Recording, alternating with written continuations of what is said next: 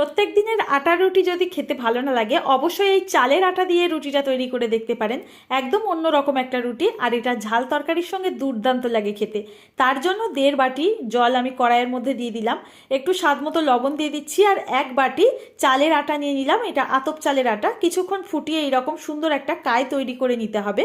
এটাকে gas oven of করে 10 মিনিটের জন্য রেস্টে রাখবো। 10 মিনিট পর একটা ছড়ানো পাত্রে নিয়ে নিলাম, সাথে একটু ঠান্ডা জলও নিয়েছি। গরম অবস্থায় মাখতে যদি হাতে গরম লাগে একটু চুবিয়ে হাতটাকে ঠান্ডা করে এই ডোটাকে সফট করে মেখে নেব।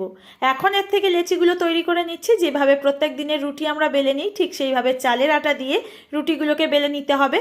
এখন এটা সাইডে একটু ফেটে গেলে এইভাবে কিছু একটা বসিয়ে প্লেট বা থালা বসিয়ে এইভাবে কেটে গোল করে নেব। আর এখানে খুব বেশি রুটি একসাথে বেলে তারপরে ভাজতে যাবেন না, অল্প অল্প করে বেলে সাথে সাথে ভেজে নিতে হবে। দেখুন একটা তাওয়ার মধ্যে দিলে এইরকম একেবারে 2 পিস সেঁকে নিলে সুন্দর ফুলকো আর নরম তুলতুলে রুটি একেবারে রেডি। ভালো লাগলে রেসিপি অবশ্যই একটা লাইক করে দেবেন।